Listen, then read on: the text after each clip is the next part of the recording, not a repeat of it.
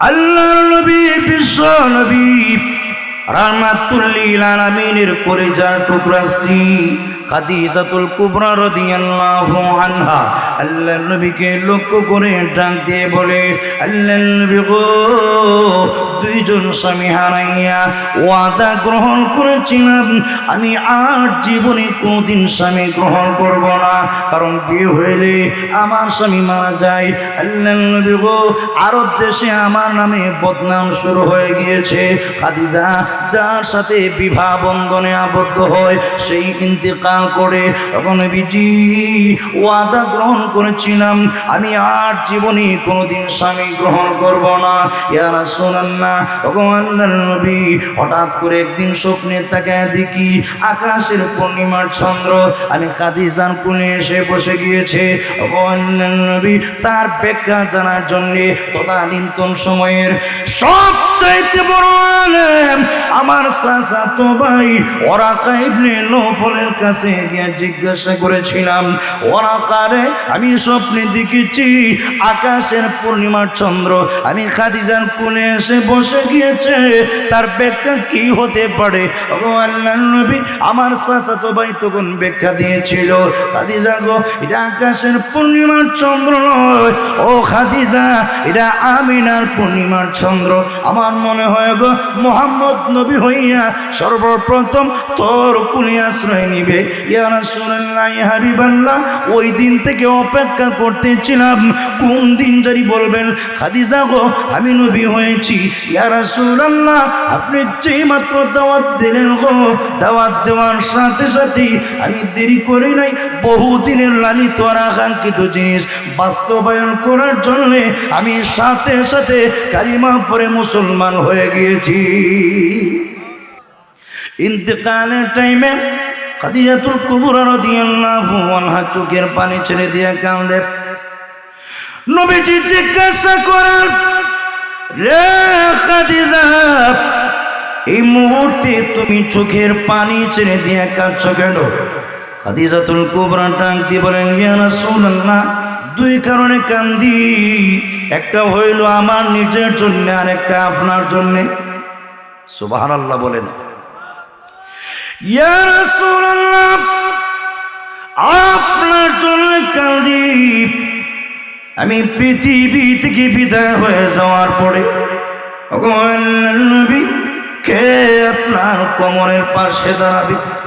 বেঈমান কাফেররা যখন আল্লাহ নবীর গায়ে আঘাত করত, নবীর কলিজার টুকরা স্ত্রী বিশ্ব নবীর কোমরের পাশে দাঁড়ায় যাইতেন। তখন নবী যে আমি কান্দি, আমি পৃথিবী থেকে বিদায় হয়ে যাওয়ার পরে আপনার কোমরের পাশে কে দাঁড়াবে, কে আপনারে সান্ত্বনা দিবে? আল্লাহর নবী বেঈমান কাফিরদের জুলুম নির্যাতন আল্লাহর নবী বহন করে খাদিজাতুল কুবরার কাছে আসলে খাদিজার সান্ত্বনা পাইয়া নবীজি সবগুলি দুঃখ কষ্ট ভুলে যাইতেন, ঠিক কিনা? আর আমরা দেশের মহিলাদের সৃষ্টি হইল, নারীদেরকে আল্লাহ সৃষ্টি করেছেন কেন? আল্লাহ নিজে উল্লেখ করে দিয়েছেন, আমি আল্লাহ নারীদের সৃষ্টি করেছি লিতাসকুনু ইলাইহিন্না, দুনিয়ার পুরুষেরা তোমরা যাতে নারীদের কাছে গিয়া প্রশান্তি লাভ করতে পারো। সারাদিন পরিশ্রম করে আপনি বাসায় আসছেন, আপনার স্ত্রীর কাছে আপনি আনন্দ পাবেন, ওই জায়গায় দেখা যায় আনন্দ তো দূরের কথা, স্ত্রীর পক্ষ থেকে উল্টা তুফান জোরে কোন, ঠিক কিনা? কিন্তু একজন নারী যদি নেককার হয়, একজন নারী যদি আল্লাহ ওয়ালি হয়, একজন নারী যদি মুত্তাকি হয়, একজন নারী যদি আলেমা হয়, সে অবশ্যই স্বামীর মর্জি মিজাজ চিন্তা করবে। আমার স্বামী সারাদিন বাহিরে পরিশ্রম করে আসছেন একটু গরম ভাত একটু আরাম দেওয়ার জন্যে, এই অবস্থায় অবাধ্য নারী হইলে আরাম দিবে দূরের কথা, উল্টা কিয়ামত।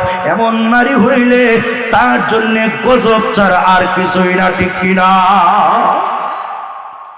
ওগো আল্লাহর নবী, আমি কাল দিয়ে জোয়ার, আমি পৃথিবী থেকে বিদায় হয়ে যাওয়ার পরে খেয়ে আপনার কোমরের পাশে দাঁড়াবে?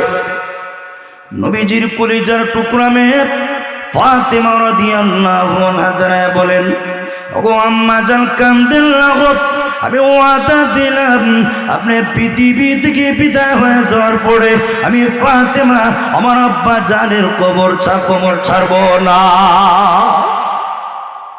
2 নম্বর কারণ হইল আমি কান্দি আমার নিজের জন্যে। এখন নবীজি ভয় লাগে গো, কবরে কি নিয়ে হাজিরা দিমু? সুবহানাল্লাহ বলতেন না? ইয়া রাসূলুল্লাহ, কবরে রাখার পরে মুনকার নাকির যখন আমাকে প্রশ্ন করবে গো, ভয় লাগে গো, কি জবাব দিব? আমি স্ত্রী হিসাবে আবদার করে গেলাম, তখন নবীজি যতক্ষণ পর্যন্ত আমি মুনকার নাকিরের প্রশ্নের জবাব দিব না, এর আগ পর্যন্ত আপনি আমার কবর ছাড়বেন না। হাজরিনে কেরাম, আল্লাহর নবী বিশ্ব নবী একাধিক বিয়ে করেছেন, নবীর প্রয়োজনে নয়, যাকে বিয়ে করেছেন তার প্রয়োজনে, আর না হয়ে দিনের প্রয়োজনে, আর না হয়ে রাষ্ট্রের প্রয়োজনে। যেরকম ঠিক কিনা? আলহামদুলিমান কদ্দারা খায়রান ওয়া কাবালা, আলহামদুলিমান কদ্দারা খায়রান ওয়া কাবালা, والشكر لمن صور حسنا وجمالا، والشكر لمن صور حسنا وجمالا.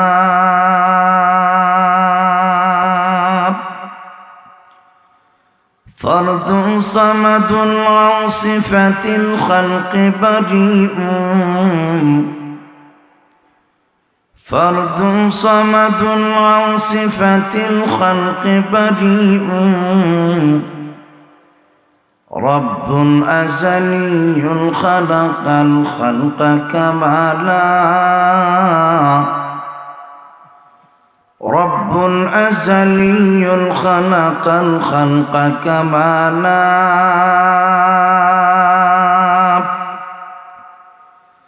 ذو المجد وذو الجود وبالجد تجلى، ذو المجد وذو الجود وبالجد تجلى، ما مال عن العدل ولا نال ملالا، ما مال عن العدل ولا نال ملالا. कौनाइन का मुख्तार खुदा तुमको बनाया, कौनाइन का मुख्तार खुदा तुमको बनाया, उम्मत का निगाहबान खुदा तुमको बनाया, उम्मत का निगाहबान खुदा तुमको बनाया. दिल मेरा तस्खीर किया एक अरबी ने,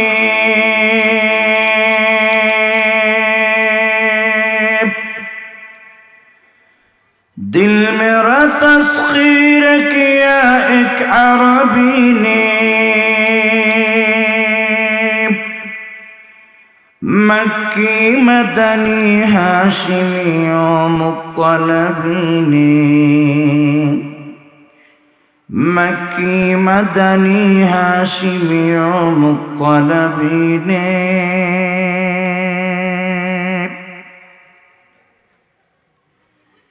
नेहायत काबिल एहतराम ঐতিহ্যবাহী দ্বীনি শিক্ষা প্রতিষ্ঠান জামিয়া শাহপুর মুখলিসিয়া খাতুনে জান্নাত মহিলা টাইটেল মাদ্রাসার বার্ষিক ইসলামী মহাসম্মেলনের শ্রদ্ধাভাজন সভাপতি, উপস্থিত সর্বস্তরের প্রাণপ্রিয় মুসলমান ভাইয়েরা, মাইকের আওয়াজ যত দূর পর্যন্ত পৌঁছে বাড়িঘরে অবস্থানরত পর্দানিসীন শ্রদ্ধেয়া সম্মানিতা মা ও বোনেরা, মহান হাকিমুল হাকিমিন আল্লাহ রাব্বুল আলামিনের দরবারে লাখ কোটি শুকর আদায় করছি, যিনি আমাদেরকে দয়া এবং অনুগ্রহ করে আজকের এই মুবারক মাহফিলে শরীক হওয়ার তৌফিক দান করেছেন। এজন্য আমরা সকলেই প্রাণ ভরে শ্রদ্ধা জড়িত কণ্ঠে জোরে সোরে আওয়াজ দিয়ে বলি আলহামদুলিল্লাহ। ভাইরা আমার, আমি আপনাদের খেদমতে পবিত্র কোরআন শরীফের সূরাতুল আহজাবের কয়েকটি আয়াতে কারিমা তেলাওয়াত করেছি। আল্লাহ রাব্বুল আলামিন যদি তৌফিক দান করেন, তেলাওয়াতকৃত আয়াতগুলিকে সামনে রেখে আপনাদের খেদমতে ইনশাআল্লাহ কিছু কথা উপস্থাপন করার চেষ্টা করব। আল্লাহ পাক যেন আমাকে ইখলাসের সাথে কথাগুলি বলার, আপনাদের সকলকে আমলের নিয়তে শোনার তৌফিক দান করেন। সকলে বলি আমিন। ভাইরা আমার তেলাওয়াতকৃত আয়াতগুলির তাফসীর ব্যাখ্যা বোঝার আগে আয়াতের প্রেক্ষাপট সম্পর্কে আপনাদের জ্ঞান রাখতে হবে। সূরাতুল আহজাবের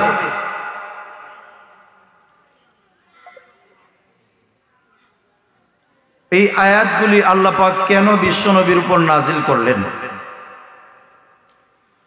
সূরাতুল আহজাবের ২৮ নম্বর আয়াত থেকে নিয়ে ৩৫ নম্বর আয়াত পর্যন্ত আল্লাহ বিশ্বনবী মুহাম্মদুর রাসূলুল্লাহ সাল্লাল্লাহু আলাইহি ওয়াসাল্লামের স্ত্রীদের ব্যাপারে এদের কিছু প্রস্তাবের প্রেক্ষিতে আল্লাহ সূরাতুল আহজাবের আয়াতগুলি নাজিল করেছেন। মনে রাখবেন, নবীজি আল্লাহর পরে গোটা সৃষ্টি জগতের উপরে যে নবীর শান মান মর্যাদা, নবীজি তার জীবনে 11টি বিয়ে করেছেন। বলুন তো দেখি, নবীজি তার জীবনে কতটি বিয়ে করেছেন? বিশ্বনবী তার জীবনে 11টি বিয়ে করেছেন, একসাথে 9 জন বিবি রসুল জমা করেছেন। একসাথে 9 জন আল্লাহর হাবিব, 9 জন মহিলাকে একসাথে নবীজি বিয়ে করেছেন, জমা করেছেন। কিন্তু মজার বিষয় হচ্ছে, নবীজি একমাত্র আম্মাজান আয়েশা সিদ্দিকা রাদিয়াল্লাহু আনহা ছাড়া বাকি সবগুলি নারীকে নবীজি বিয়ে করেছেন বিধবা। কেউ একজন স্বামীহারা, কেউ 2 জন স্বামীহারা। নবীজি ইচ্ছে করলে ওই যুগে মক্কা মদিনার সাহাবায়ে কেরামদের সবচাইতে সুন্দরী সুরসী যুবতী কুমারী নারীদেরকে নবীজি বিয়ে করতে পারতেন। কোন সাহাবী প্রস্তাব দিলে আপত্তি করার কোনো কারো ক্ষমতা ছিল না। নবীজির ইজ্জতের খাতিরে, নবীজির সম্মানের খাতিরে কোন সাহাবীও প্রস্তাব প্রত্যাখ্যান করার কোনো সুযোগ ছিল না। যে নারীর জন্য আল্লাহর হাবিব বিয়ের প্রস্তাব দিলেন না, সেই নারীও নবীজির প্রস্তাব প্রত্যাখ্যান করার সুযোগ ছিল না।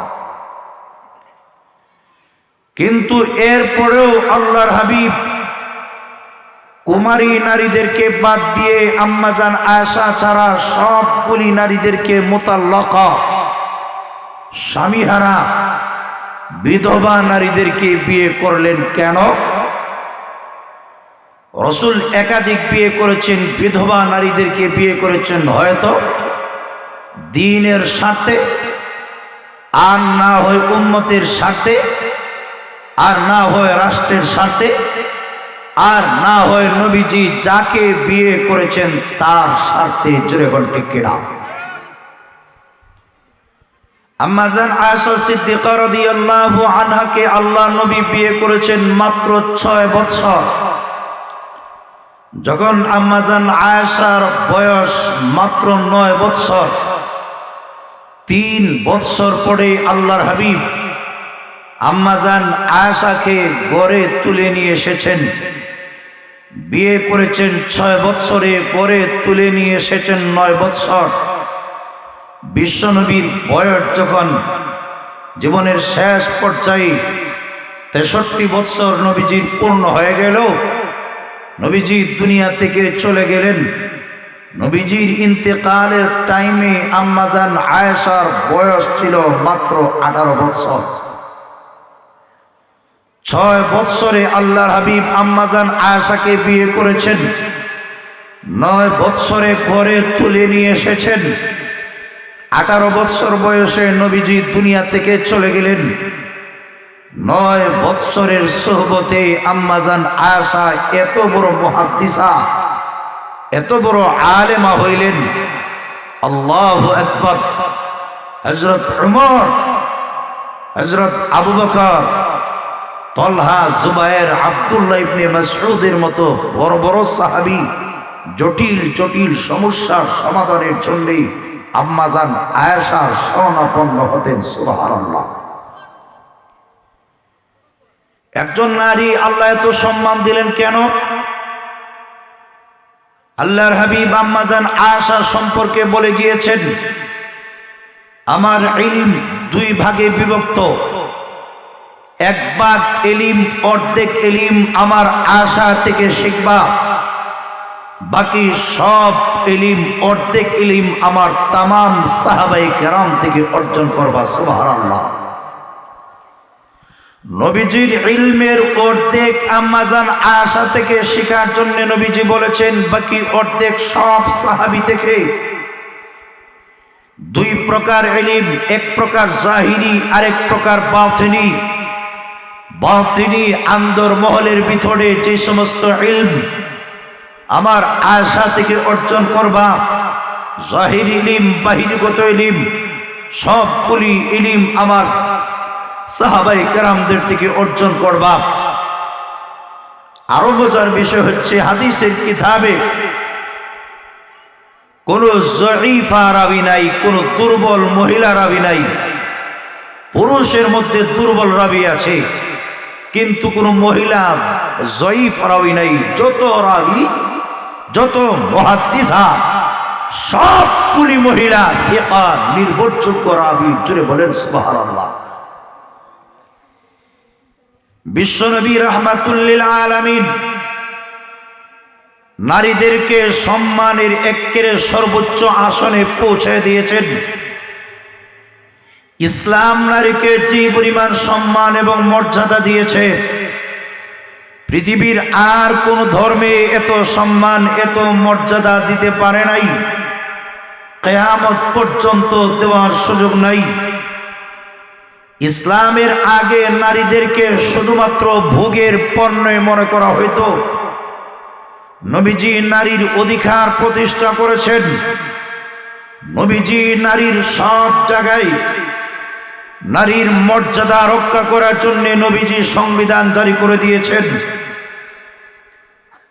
এজন্য আল্লাহর হাবিব বিশ্বনবী রাহমাতুল লিল আলামিন বলে গিয়েছেন, আদ-দুনিয়া কুল্লুহা মাতা ওয়া খায়রু মাতা'id দুনিয়া আল মারআতুস সালিহা। সারাটা পৃথিবী ভোগের সামগ্রী, ভোগের পণ্য। দুনিয়াতে যত বস্তু আছে, যা কিছু আছে, সব ভোগের পণ্য, ভোগের সামগ্রী। ফায়দা হাসিল করার পরে শেষ, হয়তো আপনি শেষ, আর না হয়ে যা ভোগ করেছেন তা শেষ। নবী বলেন, ওয়া খায়রু মাতা'id দুনিয়া আল মারআতুস সালিহা। দুনিয়ার সবচাইতে শ্রেষ্ঠ ভোগের সামগ্রী একজন নেককার, সতী, সাধবী, পুণ্যবতী স্ত্রী। জুড়ে বলেন সুবহানাল্লাহ। সারা দুনিয়ার মালিক আপনি, সারা দুনিয়া পেয়েছেন, কিন্তু আপনার স্ত্রী আপনার মন মতো না। সারা দুনিয়ার মালিক আপনি, আপনার স্ত্রী আপনার অবাধ্য, আপনার কথা মতো চলে না। মনে রাখবেন, চোখের পানি, নাকের পানি একসাথে জমা হবে, পৃথিবীর কারো কাছে বলার সুযোগ থাকবে না। ইজ্জতের ভয়ে কাউকে বলতেও পারবেন না। আর জালিমা অবাধ্য নারীর নির্যাতন বরদাস্ত করতে পারবেন না।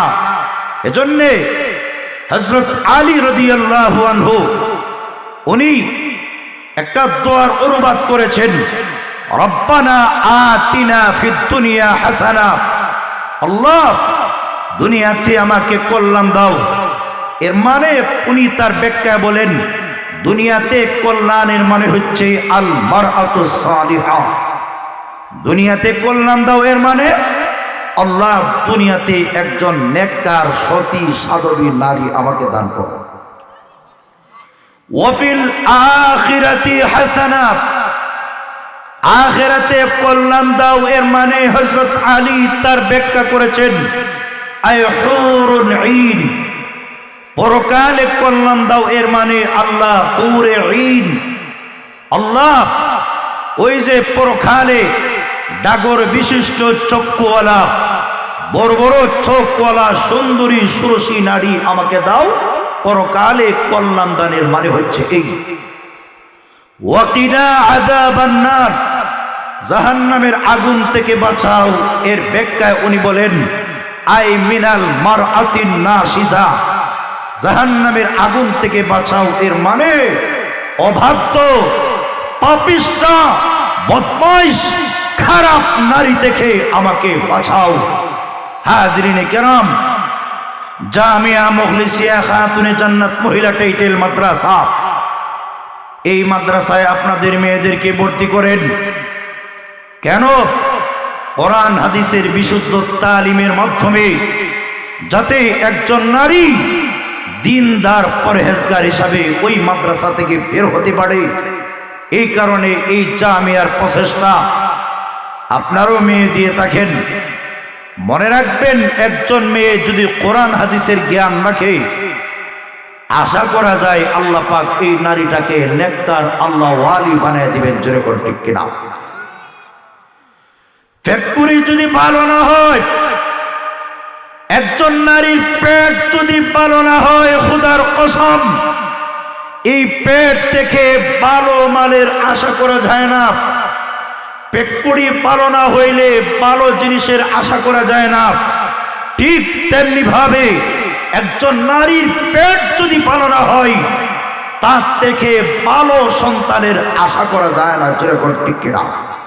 আর জোরে কোন ঠিক কিনা? হাজরিনে কেরাম, এজন্যে ইসলাম নারীকে যে সম্মান এবং মর্যাদা দিয়েছে, পৃথিবীর আর কোন ধর্ম এত সম্মান এত মর্যাদা দিতে পারে নাই। নবীজি সব জায়গায় নারীর অধিকার, নারীর সম্মান, নারীর মর্যাদা প্রতিষ্ঠা করেছেন। জোরে বলেন ঠিক কিনা? আবু হুরায়রা থেকে রিওয়ায়াত, সাহাবী রাসূল আল্লাহ নবীর কাছে আসলে জিজ্ঞাসা করলেন, নবী গো, মান আহাক্কুন নাসি বিহুসনি সাহাবাতি, নবীজি পৃথিবীতে যত মানুষ আছে সব মানুষের মধ্য থেকে কার সাথে আমি সবচাইতে ভালো অধিকার ব্যবহার করব, কার অধিকার আমার উপরে সবচাইতে বেশি? রাসূল জবাব দিলেন, উম্মুকা, তোমার মায়ের হক অধিকার তোমার উপর সবচাইতে বেশি। সুবহানাল্লাহ বলতেন না? হুজুর এরপরে কার পাওনা বেশি? আল্লাহর নবী বিশ্বনবী রাহমাতুল লিল আলামিন জবাব দিলেন, সুম্মা উম্মুকা, এরপরে তোমার মায়ের পাওনা বেশি। ওগো আল্লাহর নবী এরপরে কার পাওনা বেশি? আল্লাহর নবী তৃতীয়বার জবাব দিলেন, সুম্মা উম্মুকা, এরপরে তোমার মায়ের পাওনা বেশি। আল্লাহর নবী গো এরপরে কার পাওনা বেশি? আল্লাহর নবী চতুর্থবারে জবাব দিলেন, সুম্মা আবুকা, এরপরে তোমার আব্বা জানের পাওনা বেশি। সুবহানাল্লাহ।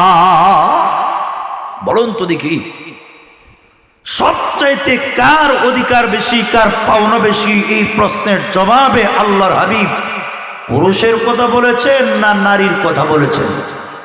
আরো জোরে কান। আপনাদের মা আমাদের মা নারী না পুরুষ, বেড়া না বেডি? আরো জোরে কর। আপনাদের আওয়াজে বোঝা যায় সন্দেহ আছে নাকি? আপনারা কার ঘরে জন্ম নিয়েছেন? মার ঘরে।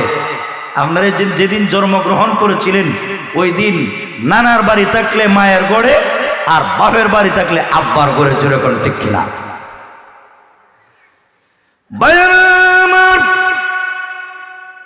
তাম পৃথিবীর মানুষের চাইতে মায়ের অধিকারটা আল্লাহর নবী সর্বাগ্রে উল্লেখ করেছেন। আব্বার কথাটা নবীজি একবার, মায়ের কথাটা নবীজি তিনবার। আল্লাহর নবী মায়ের কথাটা তিনবার বললেন কেন? আব্বার কথাটা নবীজি একবার বললেন কেন?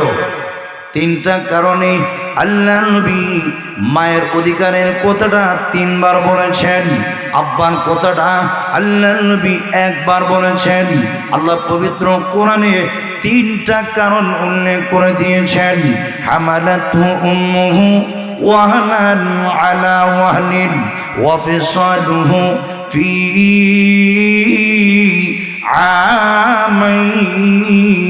আমাইন। জোরে বলেন আল্লাহু আকবার। হাজরিনে কেরাম, লক্ষ্য করে তাকায় দেখুন, আল্লাহ নবী বিশ্ব নবী রাহমাতুল লিল আলামিন মায়ের অধিকারের কথাটা বলেছেন তিনবার, আব্বার কথাটা আল্লাহ নবী বলেছেন একবার। মায়ের কথাটা আল্লাহ নবী তিনবার বললেন কেন? আব্বার কথাটা বিশ্ব নবী রাহমাতুল লিল আলামিন একবার বললেন কেন? তার তিনটা কারণ আল্লাহ নিজে উল্লেখ করে দিয়েছেন।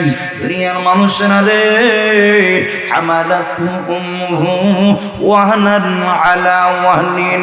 দুনিয়ার মানুষ ভালো করে শোনো, মা সন্তানকে পেটে ধারণ করেছে কষ্টের পর কষ্ট, নিম্নে 6 মাস, উপরে 2টা বছর পর্যন্ত।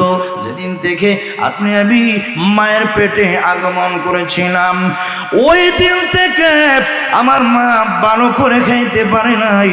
আমার মার হাত পা পুড়ে গিয়েছিল, বিভিন্ন ধরনের উপসর্গ, একটার পর আরেকটা দুর্বলতা, বিভিন্ন ধরনের উপসর্গ। আল্লাহু আকবার। মুখের রুচি নষ্ট হয়ে গিয়েছিল, বমি বমি ভাব, চোখে ঝাপসা এমনও গেছে সারাদিন একটা বারের জন্য আমার মা কিন্তু খায় নাই।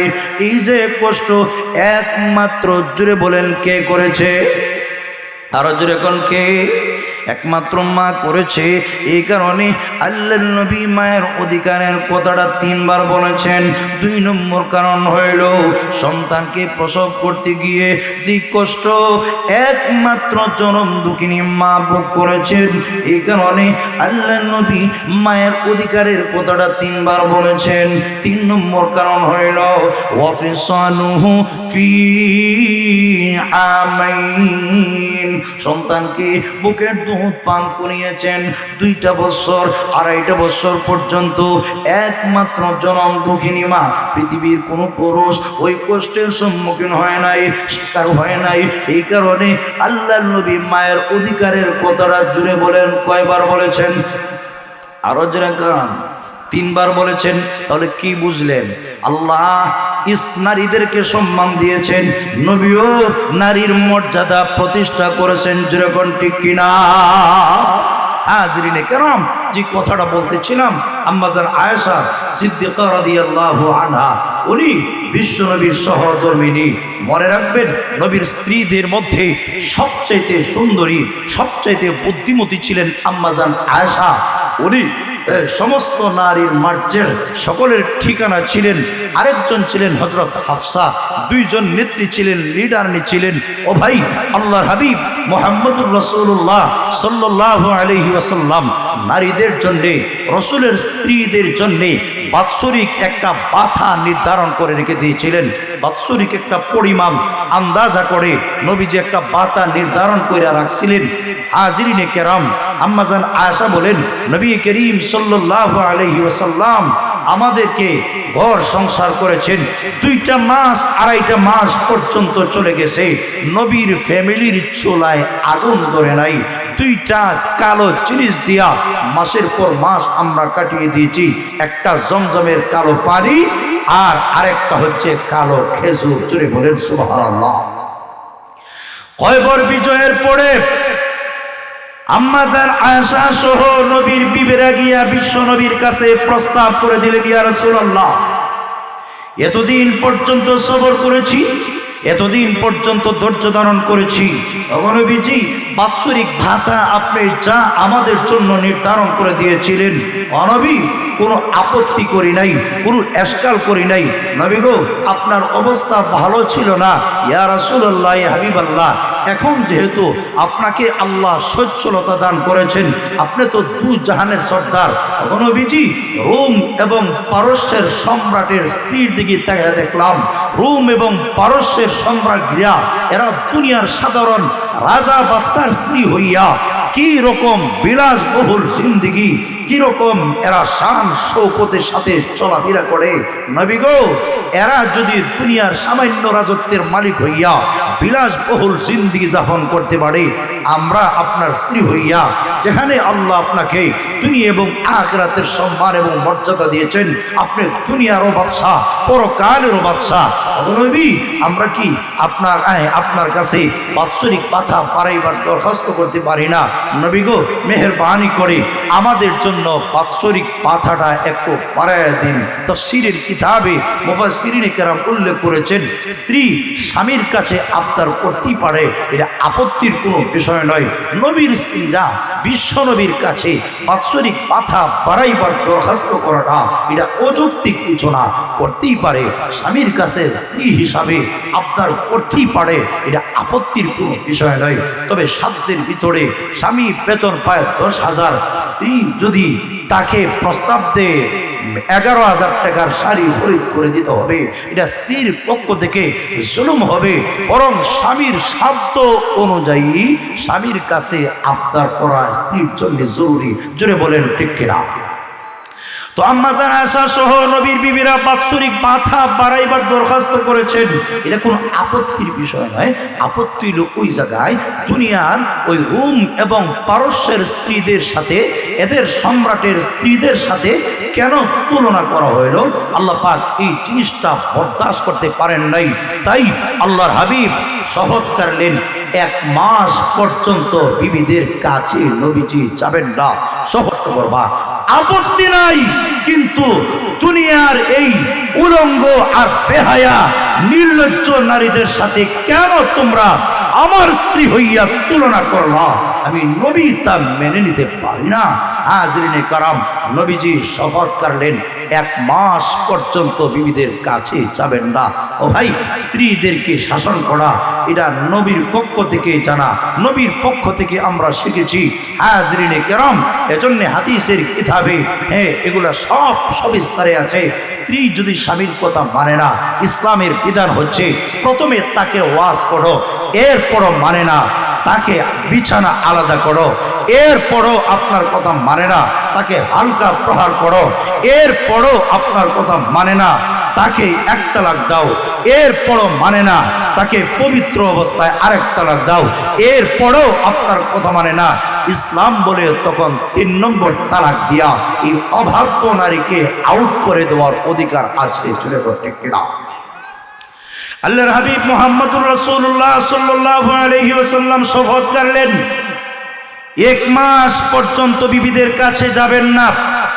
সাহাবায়ে কেরামদের মধ্যে চর্চা শুরু হয়ে গিয়েছে, নবী কি তার বিবিদেরকে তালাক দিয়ে দিয়েছেন?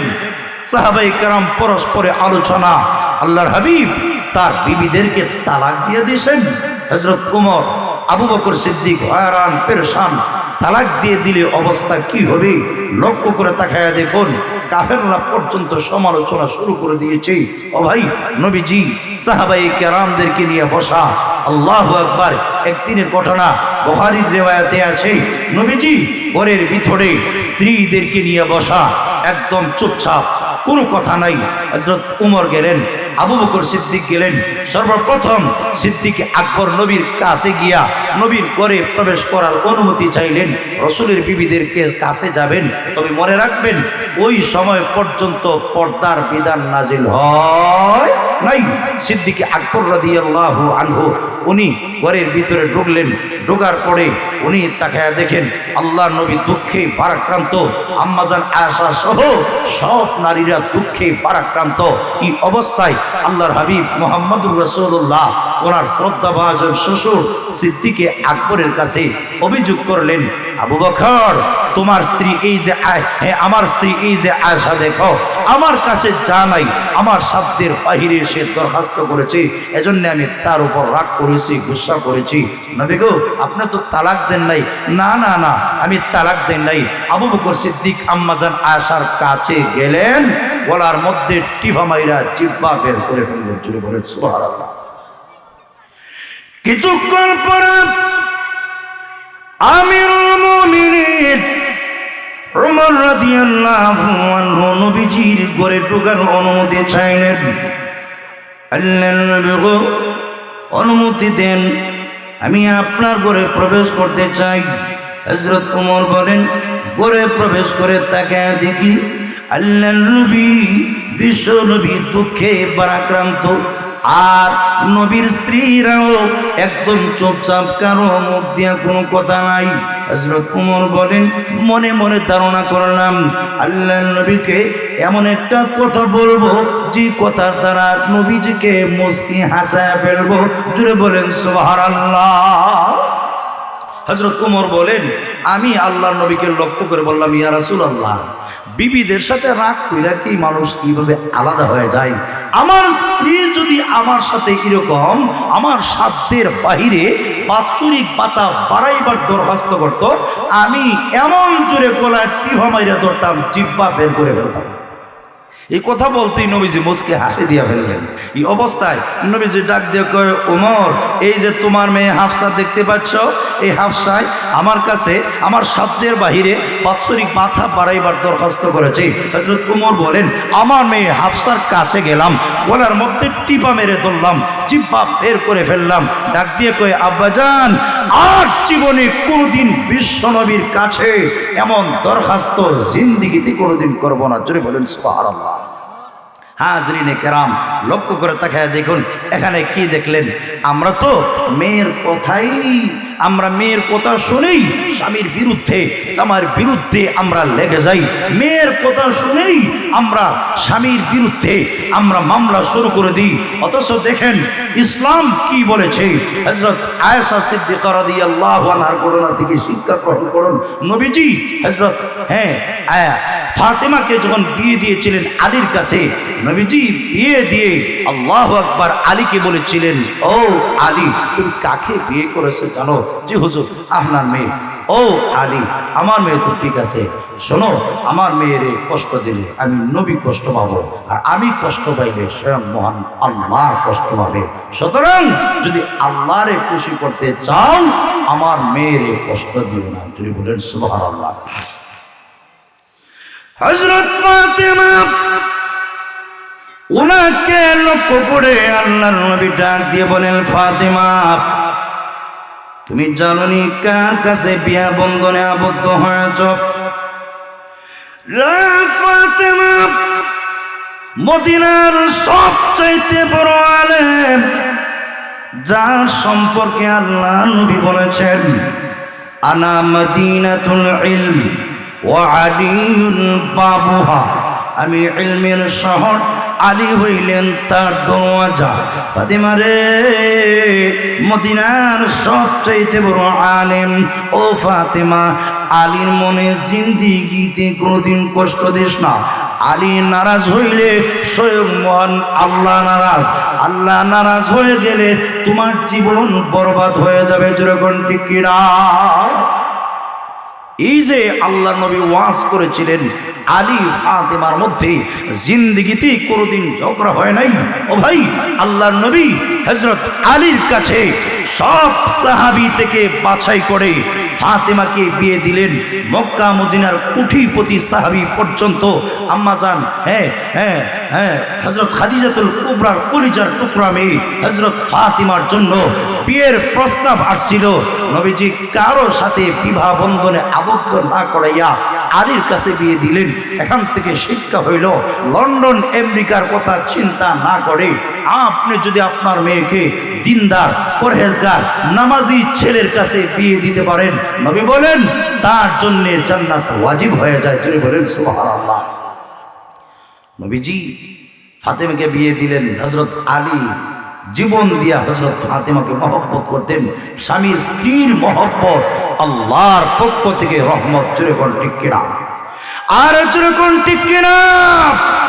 স্বামী স্ত্রী যদি একটাই আরেকটারে ভালো না বাসে, একটাই আরেকটার প্রতি শ্রদ্ধা ভালোবাসা না থাকে, এর চাইতে আযাবের জিন্দেগি আল্লাহর জমিনে আকাশের নিচে এদের মতো আর কারণ আর জোরে কোন ঠিক কিনা?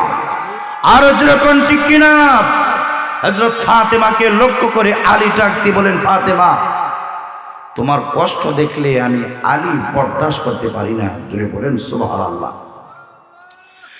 হযরত ফাতেমা বিশ্ব নবী রাহমাতুল লিল আলামিনের স্ত্রী হওয়ার পরেও নিজ হাতে আটা পিষতেন।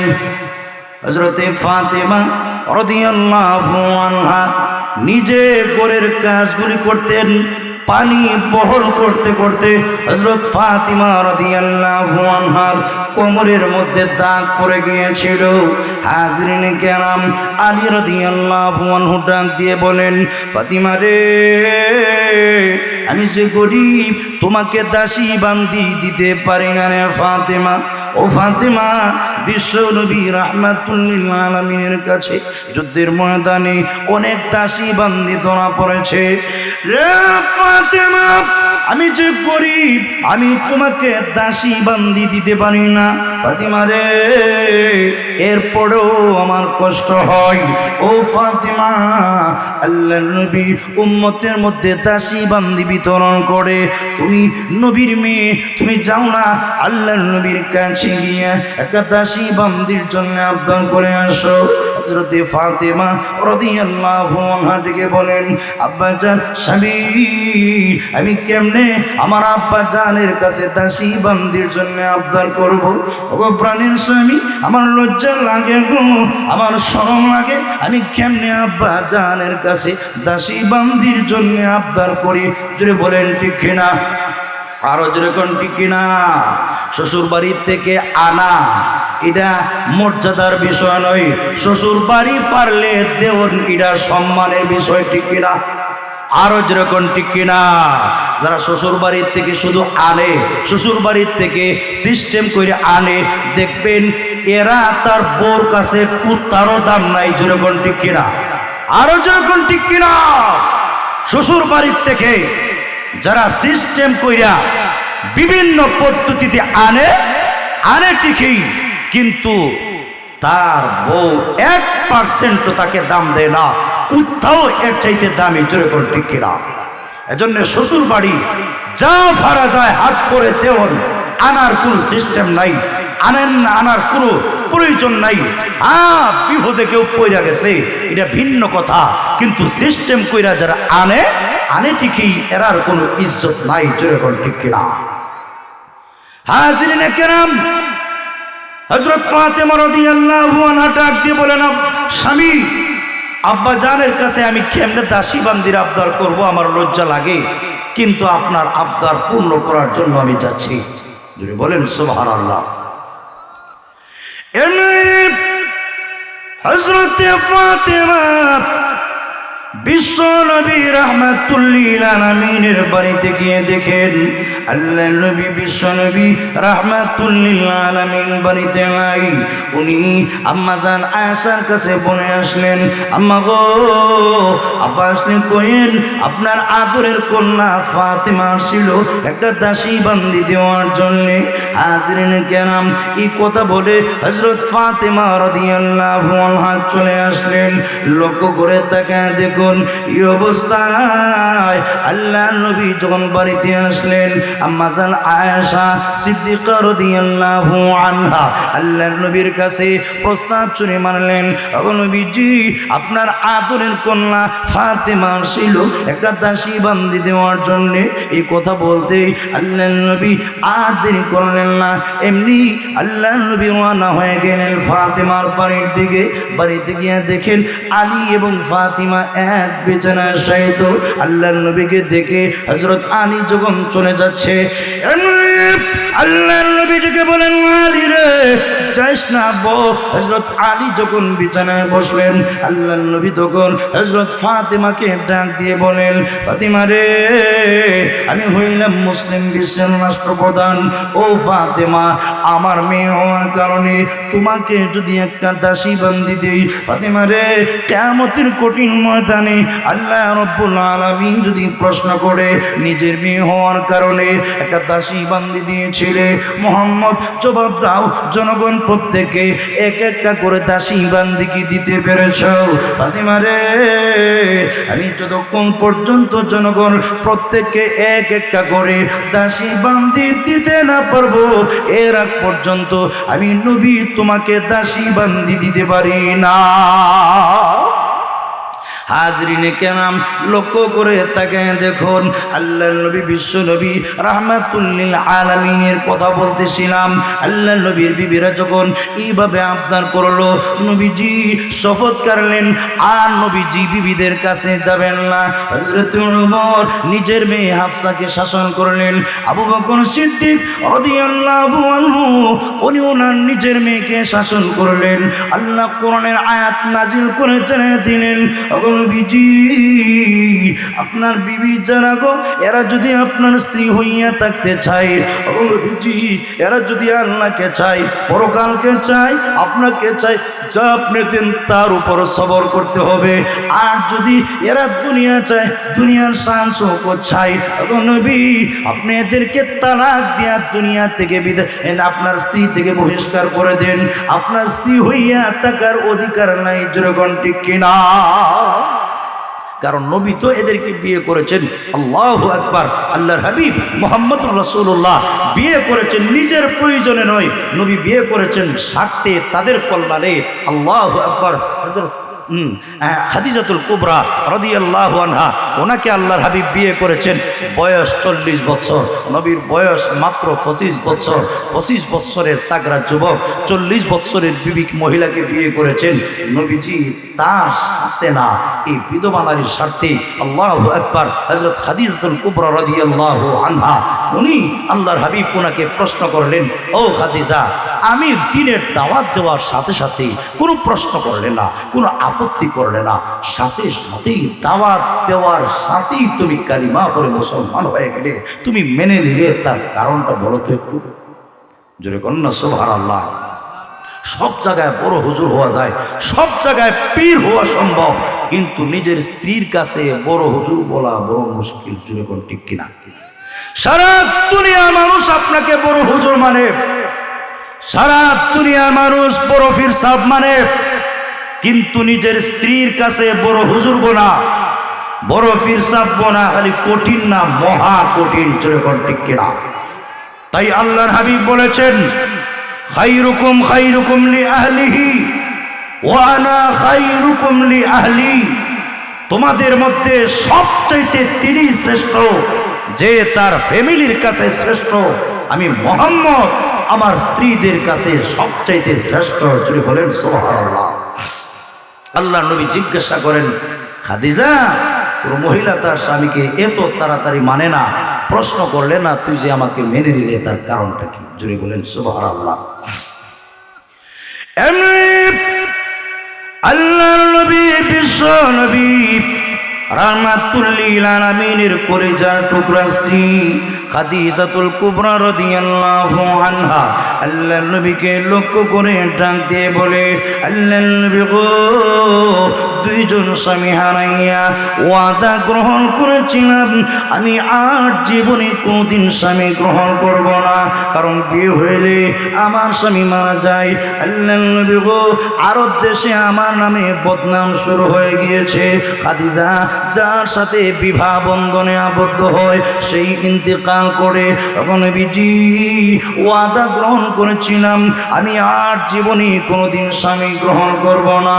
ইয়া রাসূলুল্লাহ, তখন আল্লাহর নবী হঠাৎ করে একদিন স্বপ্নে তাকায় দেখি আকাশের পূর্ণিমার চন্দ্র আমি খাদিজার কোলে এসে বসে গিয়েছে। আল্লাহর নবী তার ব্যাখ্যা জানার জন্যে তদানীন্তন সময়ের সবচাইতে বড় আলেম আমার চাচাতো ভাই ওরাকা ইবনে নওফলের কাছে গিয়ে জিজ্ঞাসা করেছিলাম, ওরাকারে আমি স্বপ্নে দেখেছি আকাশের পূর্ণিমার চন্দ্র আমি খাদিজার কোলে এসে বসে গিয়েছে, তার ব্যাখ্যা কি হতে পারে? ও আল্লাহর নবী আমার চাচাতো ভাই তখন ব্যাখ্যা দিয়েছিল, খাদিজা গো, এটা আকাশের পূর্ণিমার চন্দ্র নয়, ও খাদিজা এটা আমিনার পূর্ণিমার চন্দ্র। আমার মনে হয় গো মুহাম্মদ নবী হইয়া সর্বপ্রথম তোর কুলে আশ্রয় নিবে। ইয়া রাসূলুল্লাহ, ইয়া হাবিবাল্লাহ, ওই দিন থেকে অপেক্ষা করতেছিলাম কোন দিন জানি বলবেন খাদিজা গো আমি নবী হয়েছি।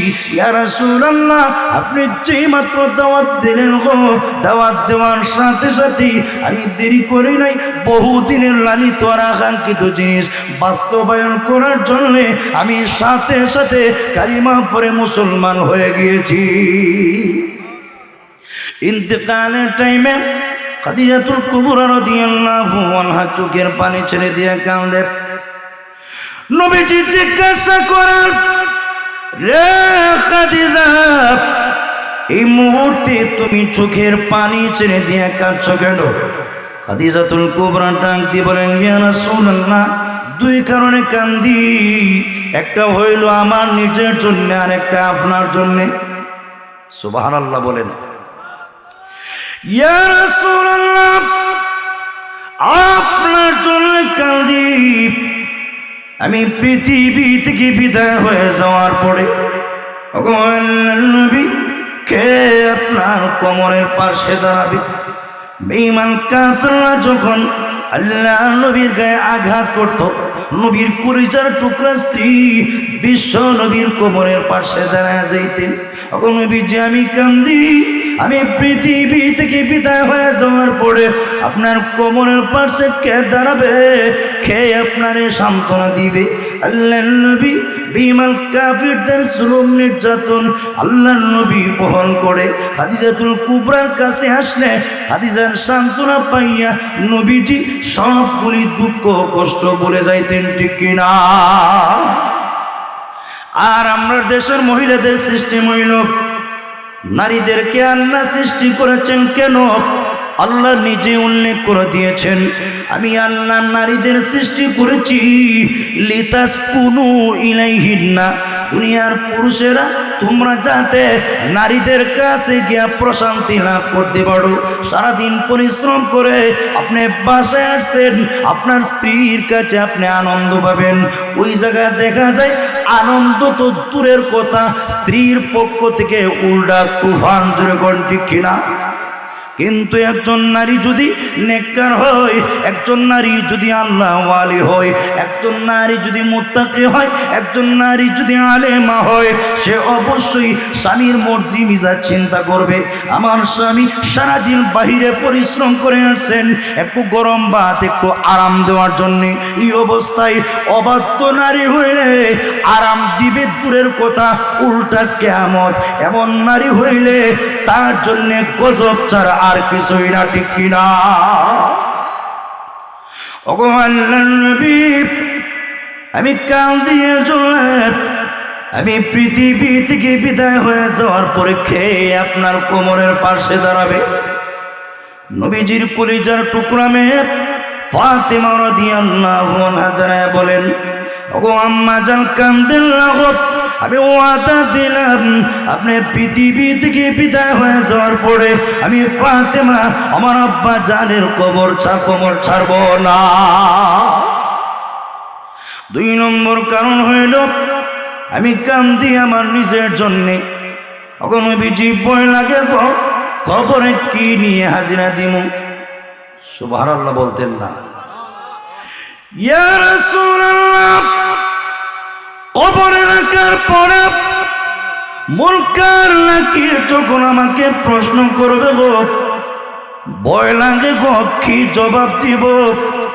আমি স্ত্রী হিসাবে আবদার করে গেলাম, তখন নবীজি যতক্ষণ পর্যন্ত আমি মুনকার নাকিরের প্রশ্নের জবাব দিব না, এর আগ পর্যন্ত আপনি আমার কবর ছাড়বেন না।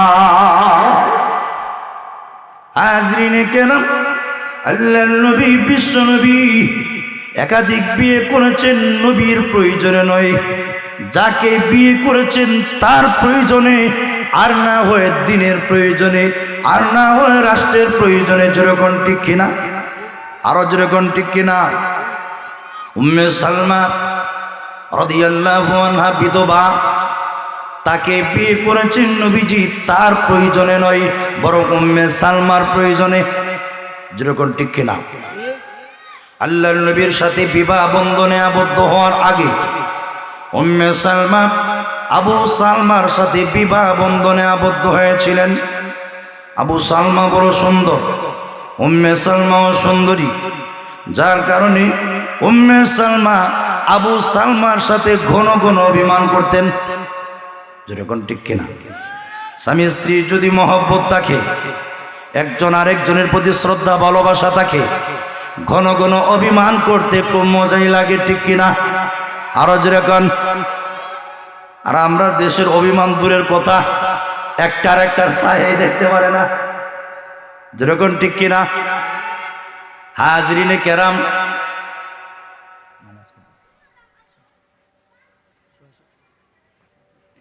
লক্ষ্য করে তাকে দেখুন, উম্মে সালমা রাদিয়াল্লাহু আনহা আবু সালমাকে লক্ষ্য করে উম্মে সালমা ডাক দিয়ে বলেন, আবু সালমা রে, আমি যদি তোমার আগে মারা যাই, একটা ওয়াদা দাও না, তুমি আর জীবনে কোনদিন স্বামী গ্রহণ করবা না। ওরে আবু সালমা, আমার জীবদ্দশায় তো বিয়ে করবাই না, বরং আমার ইন্তেকালের পরেও তুমি আর বিয়ে করবা না। কারণ নারীরা সব বরদাস্ত করতে পারে, স্বামী আরেকটা বিয়ে করুক, সুবহানাল্লাহ, কিয়ামত। যেরকম ঠিক কিনা? সব বরদাস্ত করতে পারে, কিন্তু আরেকটা বিয়ে করলে সুবহানাল্লাহ একেবারে 12টা বাজাই দিয়ে। যেরকম ঠিক কিনা? অথচ ইসলাম একজন পুরুষকে 4টা পর্যন্ত বিয়ে করার অধিকার দিয়েছে। এখানে নারী কথা বলার কোনো অধিকার নাই। যেরকম ঠিক কিনা?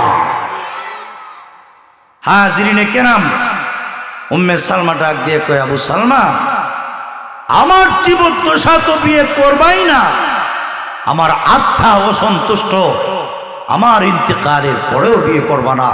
আবু সালমা ডাক দিয়ে কয়, উম্মে সালমা, ওয়াদা দিলাম আর জীবনে কোনোদিন বিয়ে করবা না, বিয়ে করব না। উম্মে সালমা কয়, আবু সালমা, আমিও ওয়াদা দিলাম, আপনি যদি আমার আগে মারা যান তাহলে আমিও আর জীবনে কোনোদিন বিয়ে করব না। আবু সালমাকে, উম্মে সালমা, আমি কিন্তু তোমার এই দোয়াটা মেনে নিতে পারলাম না, বরং আমি আল্লাহর কাছে দোয়া করি, আমি যদি তোমার আগে মারা যাই, আল্লাহ যেন আমার চাইতে তোমার জন্য উত্তম কোনো স্বামীর ব্যবস্থা করে দেয়। আরো জোরে বলুন সুবহানাল্লাহ। হাজরিনে কেরাম, নবীজি যখন মক্কা ছেড়ে মদিনা চলে গেলেন, উম্মে সালমা আবু সালমা নিয়ত করলেন তারাও মদিনায় চলে যাবেন। মদিনার দিকে রওনা দিয়েছেন। রাস্তার মধ্যে আবু সালমার গোষ্ঠীর লোকেরা, আবু সালমার ঐরস একটা সন্তান ছিল, সন্তান আটকে রেখে দিয়েছে।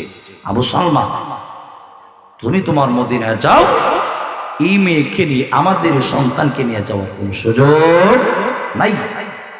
হাজরিনে কেরাম, উম্মে সালমার গোষ্ঠীর লোকেরাও উম্মে সালমাকে আটকে রেখে দিয়েছে।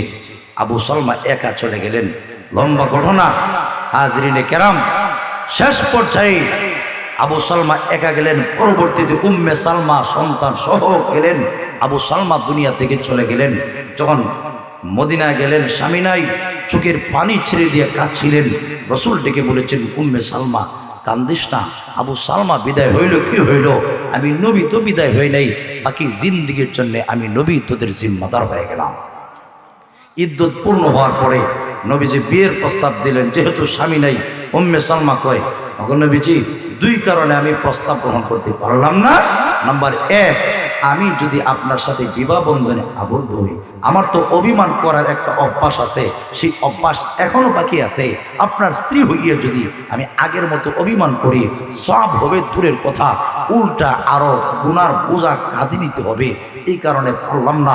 নবী ডাক দেখো, উম্মে সালমা তোমার অভিমান সহ আমি তোমাকে গ্রহণ করে নিলাম। যতই অভিমান করো না কেন, আমি নবী তোমার অভিমানের জিন্দিগিতে কোনোদিন নারাজ হব না। দুই নম্বর, উম্মে সালমা কয়, ইয়া রাসূলুল্লাহ, আমার যে সন্তান আছে, এই সন্তান নিয়ে আমি কেমনে বিবাহ বন্ধনে আবদ্ধ হব? রসুল ডাক দিয়ে বলেন, সন্তান সহ আমি গ্রহণ করে নিলাম। ও ভাই, বলুন তো দেখি, নবী যে উম্মে সালমাকে বিয়ে করেছেন, নবীর প্রয়োজনে না উম্মে সালমার অসহায়ত্ব দেখি? হাজরিনে কেরাম, এজন্যে আল্লাহ পাক কোরআনের আয়াত নাজিল করে জানাই দিলেন, ওগো নবীজি, আপনার স্ত্রী যারা, এরা আপনার কাছে বাৎসরিক ভাতা বাড়াইবার দরখাস্ত করেছে। এজন্য আমি আল্লাহ পছন্দ করি নাই। কুল্লি আজওয়াজিক, হে রাসূল, আপনি আপনার বিবিদেরকে বলে দিন, ইন কুনতুন্না তুরিদনাল্লাহা ওয়া রাসূলাহু, ইন কুনতুন্না তুরিদনাল হায়াতাদ দুনিয়া ওয়া জিনাতাহা ফাতাআলাইনা উমাত্তিকুন্না ওয়া উসাররিহুন্না সারাহান জামিলা। জোরে বলেন আল্লাহু আকবার। হ্যাঁ নবী, আপনার স্ত্রী যারা আপনার কাছে বাৎসরিক ভাতা বাড়াইবার দরখাস্ত করেছে, ইয়া রাসূলুল্লাহ, ইয়া হাবিবাল্লাহ, ওগো নবীজি, কুল্লি আজওয়াজিক, আপনি আপনার বিবিদেরকে বলে দিন, ইন কুনতুন্না তুরিদনাল হায়াতাদ দুনিয়া ওয়া জিনাতাহা, নবীর বিবিরা রে, তোমরা যদি দুনিয়া চাও, দুনিয়ার জিনত চাও, এর মানে দুনিয়ার শান শৌকত যদি তোমরা তালাশ করতে চাও, দুনিয়ার বিলাসিতা যদি তোমরা চাও, ফাতাআলাইনা, নবী গো, এদেরকে বলুন, আসো আসো, আমি তোমাদেরকে বুক সম্ভার দিয়ে দিব। উমাত্তিকুন্না ওয়া উসাররিহুন্না সারাহান জামিলা, আমার বিবিরা রে, আসো, তোমাদেরকে বুক সম্ভার দিয়া আমি তোমাদেরকে সুন্দর করে বিদায় করে দিব। আর যদি তোমরা আল্লাহকে চাও, আমাকে চাও, পরকালকে চাও, তাহলে শোনো, বাৎসরিক ভাতা যা দিয়েছি তার উপর সবর করতে হবে, ধৈর্য ধারণ করতে হবে, এর চাইতে বেশি দেওয়ার সুযোগ নাই। এবার তোমরা সিদ্ধান্ত করে নাও কি করবা। এই আয়াতটা নাজিল করে আল্লাহ তার নবীকে জানিয়ে দিলেন, ওগো নবী, আপনার বিবিরা আপনার কাছে বাৎসরিক ভাতা বাড়াইবার দরখাস্ত করেছে। ওগো নবীজি, এরা যদি এইভাবে থাকতে চাই, ইয়া রাসূলুল্লাহ, ইয়া হাবিবাল্লাহ, আপনার স্ত্রী হইয়া যদি থাকতে চায়, আর বাড়াইবার সুযোগ নাই। ওগো নবী, আর যদি বাড়াইবার কামনা করে, আপনার স্ত্রী হইয়া থাকবার অধিকার নাই। আপনি এদের বেলায় সিদ্ধান্ত করুন কি করবা, আর এদেরকে এই বিষয়টা আপনি জানিয়ে দিন। আম্মা জানা আয়েশা সিদ্দিকা রাদিয়াল্লাহু আনহার কাছে আল্লাহর নবী গেলেন, আর গিয়া বললেন, রে সব একটা বিষয়ে তুমি মুহূর্তে চূড়ান্ত সিদ্ধান্ত নিবা, কিন্তু আয়েশা রে, তোমার আব্বা আম্মার সাথে পরামর্শ ছাড়া নয়, একা একা সিদ্ধান্ত নেওয়ার তোমার অধিকার নাই। আয়েশা রে, এই মুহূর্তে আমি তোমার সামনে একটা এখতিয়ার দিতে চাই। ও আয়েশা, তুমি বলো, তুমি আল্লাহকে চাও, নবীকে চাও, পরকালকে চাও, না দুনিয়ার জিনত চাও? যদি আল্লাহকে চাও, নবীকে চাও, আর পরকাল চাও, আমার স্ত্রী হইয়া থাকার যোগ্যতা রাখো। আয়েশা, আর যদি দুনিয়ার জিনত চাও, দুনিয়ার শান শৌকত চাও, আল্লাহ জানিয়ে দিয়েছে আমার স্ত্রী হইয়া থাকার অধিকার রাখো না। এবার তুমি এই যে সিদ্ধান্তের জবাব দিবা, একা একা নয়, তোমার আব্বা আম্মার সাথে পরামর্শ কইরা আম্মা জান আয়েশা কয় নবী গো আফিকা আস্তাশিরু আবা ভাইয়া ইয়া রাসূলুল্লাহ, ইয়া রাসূলুল্লাহ আপনার বেলা কি আমি আমার আব্বা আম্মার সাথে পরামর্শ করব? না গো নবীজি, আপনি সাক্ষী থাকেন আমি আল্লাহকে গ্রহণ করে নিয়েছি, আমি পরকালকে গ্রহণ করে নিয়েছি, আমি আপনাকে গ্রহণ করে নিয়েছি। আল্লাহর কসম আমি আর জিন্দেগিতে কোনোদিন আপনার কাছে বাৎসরিক ভাতা বাড়াইবার দরখাস্ত করব না। সুবহানাল্লাহ। তবে নবীজি একটা কথা হচ্ছে এই, আমি যে আল্লাহকে চেয়েছি, পরকাল চেয়েছি, আপনাকে চেয়েছি, এই কথাটা আপনি আর কারো কাছে কইেন না। উদ্দেশ্য হইল এরা যদি দুনিয়া চাইলায় নবীর অন্যান্য বিবিরা নবী তাদেরকে তালাক দিয়ে আউট করে দিবেন আর আমি একা নবীর বউ হইয়া থাকবো, এটা আম্মাজান আয়েশার সিদ্ধান্ত। মনে মনে খেয়াল, রসুল বলেন আয়েশা আল্লাহ আমাকে দুনিয়াতে প্রেরণ করেছেন মানুষের জন্য রহমত স্বরূপ, কাউকে কষ্ট দেওয়ার জন্য নয়। শোনো শোনো, আমি এদের কাছে প্রস্তাব দেওয়ার আগে বলে দিব, বুঝা জবাব দিও। আয়েশা কিন্তু আল্লাহকে গ্রহণ করে নিয়েছে, পরকালকে গ্রহণ করে নিয়েছে, আমি নবীকে গ্রহণ করে নিয়েছে। তিনি বলেন সুবহানাল্লাহ।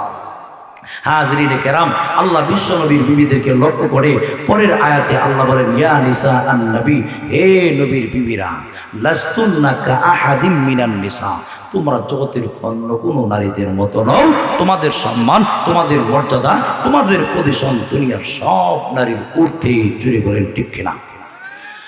আমার নবী যেরকম সম্মানী, আমার নবীকে যেরকম আমি আল্লাহ দুনিয়া এবং আখিরাতে সর্বোচ্চ সম্মান এবং মর্যাদার মালিক বানিয়েছি, ঠিক তেমনি ভাবে আমি আমার নবীর জন্য যে সমস্ত নারীদেরকে নির্বাচন করে নিয়েছি, আমি আল্লাহ আমার নবীর জন্য যে সমস্ত নারীদেরকে চয়েস করে নিয়েছি, তাদের সম্মান মর্যাদাও দুনিয়ার সব নারীর ঊর্ধ্বে। যেরকম ঠিক কিনা?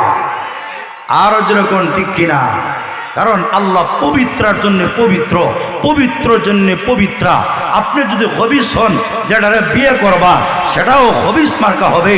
আপনি যদি পবিত্র হন, আপনি যদি নেককার হন, যাকে বিয়ে করবা সেও নেককার হবে, সেও আল্লাহওয়ালা হবে।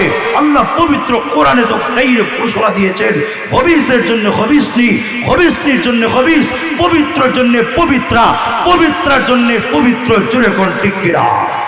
আমি আমার নবীর জন্যে আমি যাদেরকে চয়েস করে নিয়েছি, আমি আল্লাহ দুনিয়ার সব নারীর উপরে আমি আল্লাহ চয়েস করে বাছাই করে আমি আল্লাহ পবিত্র নারীদেরকে নির্বাচন করেছি। তাই আল্লাহ বলেন ও বিশ্ব নবীর বিবিরা লাস্তুন্না কা আহাদিম মিনান নিসা, তোমরা জগতের অন্য কোনো নারীদের মতো নও। ইনিত্তাকাইতুন্না, যদি তোমরা আল্লাহকে ভয় করে থাকো, পরকালকে ভয় করো, তাহলে শোনো ফালা তাখদানা বিল কাউল, ও বিশ্ব নবীর বিবিরা বেগানা পুরুষের সাথে যখন কথা বলবা তখন নরম নরম ভাষায়, মিষ্টি মিষ্টি ভাষায় নয়। জোরে ঠিক কিনা? ইনিত্তাকাইতুন্না ফালা তাখদানা বিল কাউল ফায়াতমা আল্লাযী ফী কলবিহি মারাদ। জোরে বলেন আল্লাহু আকবার। আল্লাহ পরিষ্কার ভাবে জানিয়ে দিয়েছেন, যদিও আল্লাহ ডাইরেক্ট বিশ্ব নবীর বিবিদেরকে লক্ষ্য করে ডাইরেক্ট আল্লাহ খেতাব করেছেন, ইনডাইরেক্ট ভাবে দুনিয়ার সব নারীদেরকে লক্ষ্য করে আল্লাহ বলেন ও দুনিয়ার নারীরা, মুখেরও পর্দা আছে, শরীরেরও পর্দা আছে। আল্লাহ মুখের পর্দায় বলে বলেন ও দুনিয়ার নারীরা ইনিত্তাকাইতুন্না ফালা তাখদানা বিল কাউল, বেগানা পুরুষের সাথে যখন কোনো কথা বলবা নরম নরম ভাষায়, মিষ্টি মিষ্টি ভাষায় কথা নয়। যদি বেগানা পুরুষের সাথে নরম নরম ভাষায়, মিষ্টি মিষ্টি ভাষায় কথা বলো, ফায়াতমা আল্লাযী ফী কলবিহি মারাদ, যার অন্তরে নেফাকির বেমার আছে, যার অন্তরে গুনার বেমার আছে, নারী গো তোমার প্রতি লোভ করে ফেলবি, তোমার প্রতি লোভ করে তোমাকেও নষ্ট করবে, সেও নষ্ট হবে, দুনিয়া এবং আখিরাত নষ্ট হয়ে যাবে। এজন্য আল্লাহ বলেন ওয়াকুলনা কাউলাম মারুফা। বেগানা পুরুষের সাথে যখন কথা বলবা ন্যায়সঙ্গতভাবে, নরম নরম ভাষায় নয়, মিষ্টি মিষ্টি ভাষায় নয়, আকর্ষণীয় ভাষায় নয়, বরং খুব বিদ্রুপের সাথে কর্কশ ভাষায় বেগানা পুরুষের সাথে কর্কশ ভাষায় কথা বলা, সেটা হইল আদব। জোরে কোন ঠিক কিনা? ওয়াকারনা ফি বুয়ুতিকুন্না, প্রয়োজন ছাড়া বেগানা পুরুষের সাথে কথা বলার অনুমতি নাই। ও দুনিয়ার নারীরা, যদি কথা বলতে হয় প্রয়োজন যদ্দূর বলবা, প্রয়োজনের বাইরে একটা কথা বলার অনুমতি নাই। আল্লাহ নারীদেরকে এরপরে বলেন, দুনিয়ার নারীরা রে, ওয়াকারনা ফি বুয়ুতিকুন্না, ও জগতের নারীরা, ঘর তোমরা অবস্থান করো, ঘর তোমার জন্য কর্মশালা। ও জগতের নারীরা, তোমার ঘর তোমার জন্য বন্দিশালা নয়। ওয়াকারনা ফি বুয়ুতিকুন্না, ও জগতের নারীরা, তোমরা তোমাদের ঘরে থাকো। ওয়ালা তাবাররাজনা তাবাররুজাল জাহিলিয়াতিল উলা, জাহিলি যুগের, প্রাথমিক যুগের বড় বড় নারীদের মতো নিজের সৌন্দর্য প্রদর্শন করে ঘর থেকে বের হয় না। প্রয়োজনে যদি ঘর থেকে বের হতে হয় বোরকা পরে এমনভাবে পা থেকে নিয়ে মাথা পর্যন্ত চেহারা আবৃত করে বের হও, যাতে করে দুনিয়ার কোনো লম্পট, দুনিয়ার কোনো বাটপার তোমার দিকে তাকাইয়া লোভ না করতে পারে। তাই আল্লাহ বলেন, নারীরা রে, ওয়াকারনা ফি বুয়ুতিকুন, তোমরা তোমাদের ঘরে থাকো, তোমার ঘর তোমার জন্য কর্মশালা, তোমার ঘর তোমার জন্য বন্দিশালা নয়। ও নারী, আমি আল্লাহ তোমার জন্য ঘরে ডিউটি নির্ধারণ করে দিয়েছি। ও জগতের নারীরা, তোমরা তোমাদের ডিউটি হইল স্বামীর সন্তান পেটে ধারণ করবা, স্বামীর সন্তানকে বুকের দুধ পান করাইবা, ঘরে স্বামীর ঘরের কাজ করো, তুমি আদায় করবা। তুমি হইলা ঘরের রানী, ঘরের ম্যানেজার। বাহির তোমার জন্য নিরাপদ নয়। তুমি যদি ঘর থেকে বাহিরে বের হও, তুমি দুর্বল, তুমি অসহায়, যে কোনো মুহূর্তে তুমি মারাত্মক সমস্যার শিকার হতে পারো। এই কারণে আল্লাহ বানানেওয়ালা, আল্লাহ বড় মহব্বত করে বলেন, জগতের নারীরা রে, সম্মান যদি পেতে চাও ঘরে থাকো, ঘর তোমার জন্য কর্মশালা, ঘর ওই তোমার জন্য নিরাপদ। যেরকম ঠিক কিনা?